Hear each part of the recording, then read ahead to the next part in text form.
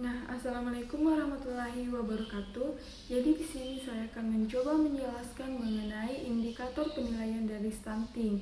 Jadi parameter yang digunakan dalam penilaian stunting yaitu dari panjang badan atau PB atau tinggi badan, TB, dan usia anak.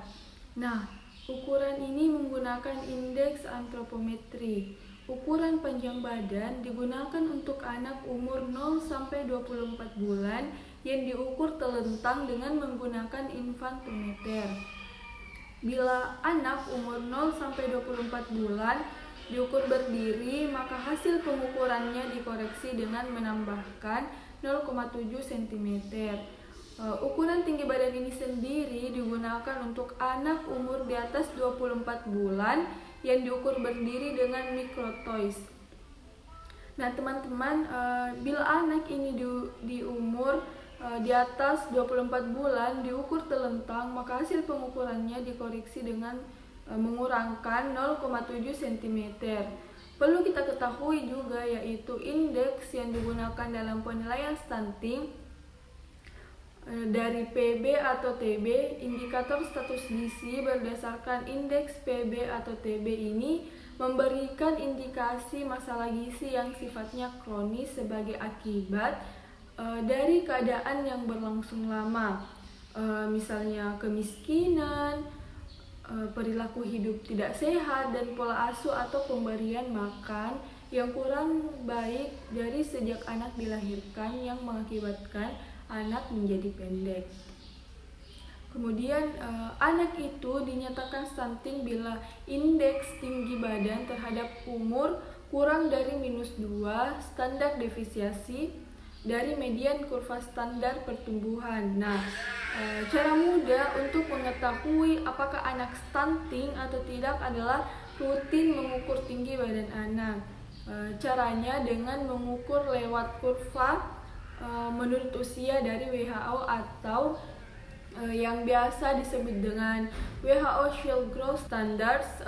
Stunting pada anak akan terlihat dari perawakan anak yang kerdil saat mencapai usia 2 tahun atau lebih pendek dibandingkan anak-anak seusianya dengan jenis kelamin yang sama. Selain pendek atau kerdil, anak yang mengalami stunting juga terlihat kurus. Teman-teman, kita juga harus mengetahui bahwa stunting itu dapat diklasifikasikan dengan cara pengukuran dan penilaian antropometri. Antropometri ini merupakan suatu indikator yang umum digunakan untuk pengukuran gizi. Status gizi yang diukur secara antropometrik dapat diketahui melalui beberapa indeks. Pengukuran antropometri ini merupakan suatu yang berhubungan dengan berbagai macam pengukuran dimensi tubuh dan komposisi tubuh dari berbagai tingkat, umur dan tingkat gizi. Berbagai jenis ukuran tubuh antara lain berat badan, panjang badan, atau tinggi badan. Ada juga yang biasa mengukur lingkar kepala, lingkar lengan atas, dan tebal lemak bawah kulit. Tinggi badan merupakan suatu parameter antropometri untuk pertumbuhan linear dan merupakan parameter yang penting bagi keadaan yang telah lalu dan keadaan sekarang. Jika umur tidak diketahui secara tepat, seseorang itu dikatakan mencapai pertumbuhan optimal apabila dapat mencapai standar pertumbuhan yang seharusnya dicapai pada usia tersebut. Perlu juga kita ketahui bahwa stunting ini bisa dilihat pada anak yang mempunyai ciri seperti keterlambatan pertumbuhan, performa buruk pada tes perhatian dan memori belajar, tanda pubertas yang terlambat. Ada juga seperti anak menjadi pendiam, sulit melakukan eye contact saat usia 8-10 tahun.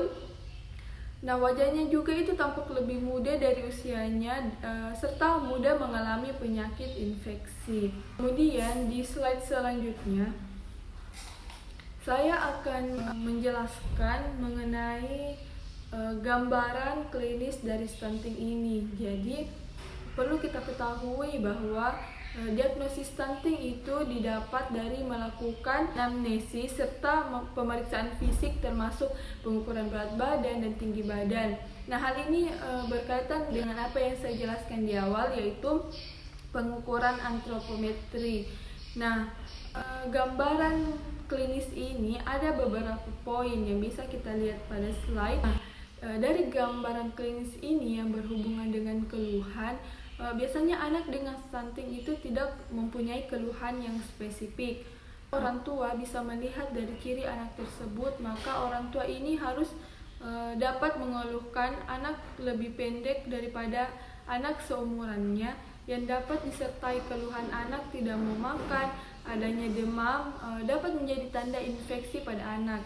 Yang kedua itu gambaran klinis dari riwayat kelahiran dan pertumbuhan anak stunting. Nah, jadi dari riwayat berat lahir rendah dan prematur dapat berhubungan dengan kondisi malnutrisi yang bisa mengakibatkan stunting. Kondisi kehamilan, riwayat sakit maternal, dan pertambahan berat badan ibu selama hamil ini juga perlu dipertanyakan untuk melihat faktor risiko stunting. Nah, di samping data antropometri tiap bulan yang mencangkup berat badan, panjang badan, dan lingkar kepala saat lahir juga berguna untuk menilai kecepatan tumbuh anak. Nah, poin yang ketiga yaitu gambaran klinis anak stunting dari aspek riwayat nutrisi. Jadi asupan nutrisi baik kualitas maupun kuantitas harus ditanyakan. Nah, mengapa? Karena pemberian makanan pendamping ASI ini di bawah usia 4 bulan dapat menjadi penyebab stunting itu sendiri. Jadi pada anak stunting itu, pemeriksaan tanda vital seperti suhu, nadi, dan laju napas dilakukan untuk menilai adanya penyakit penyerta. Karena peningkatan laju nafas dan sesak nafas ini dapat mengarah pada penyakit atau gangguan saluran nafas atau penyakit jantung bawaan yang bisa menjadi faktor parah stunting ini. Faktor-faktor yang dapat memperparah stunting, misalnya adanya tanda infeksi dan anemia atau pucat. Di poin selanjutnya ada pengukuran antropometri. Nah, seperti pengukuran berat badan, tinggi badan, lingkar kepala. Ini maksudnya untuk anak di bawah 2 tahun, lingkar kepalanya harus diukur.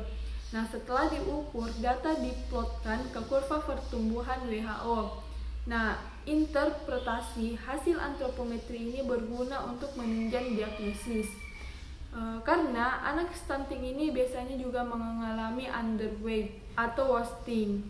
Pada stunting, BB atau TB ini biasanya berada pada area kurang lebih 1 standar defisiensi.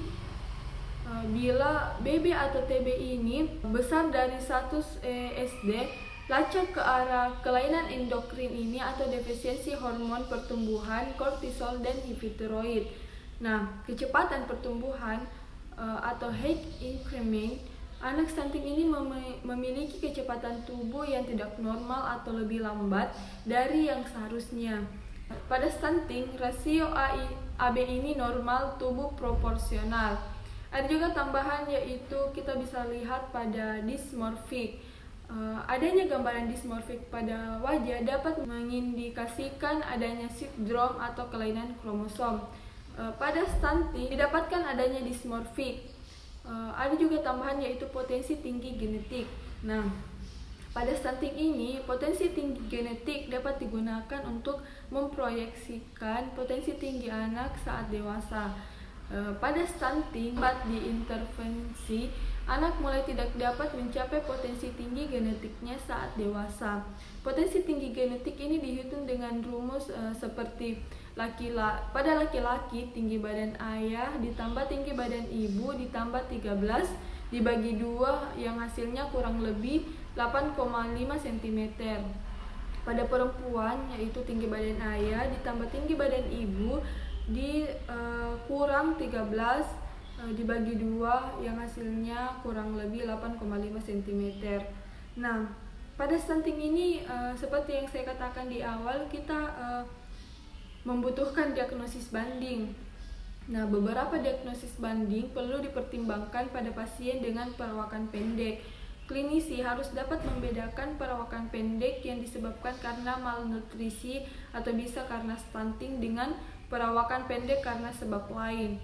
Kecepatan tumbuh pada stunting maupun anak dengan defisiensi growth hormone sama-sama tidak normal. Kecepatan tumbuh di bawah persentil 25. Nah, usia tulang terlambat, malnutrisi, dan infeksi kronis merupakan dua penyebab tersering dari stunting atau perawakan pendek. Oleh karena itu, pemeriksaan penunjang pada stunting bertujuan mengkonfirmasi dua hal tersebut sebelum memikirkan diagnosis banding perawakan pendek lainnya. Nah, pemeriksaan yang dapat dilakukan adalah pemeriksaan darah lengkap, urin, feses urin, laju endap darah, elektrolit serum, dan pemeriksaan usia tulang. Nah, pemeriksaan darah lengkap pada anak dengan stunting ini dapat juga ditemukan adanya leukositosis sebagai tanda infeksi kronis, anemia sebagai tanda kekurangan zat besi, atau temuan yang diharapkan lainnya. Mungkin itu saja dari saya, kurang dan lebihnya mohon dimaafkan. Wassalamualaikum warahmatullahi wabarakatuh.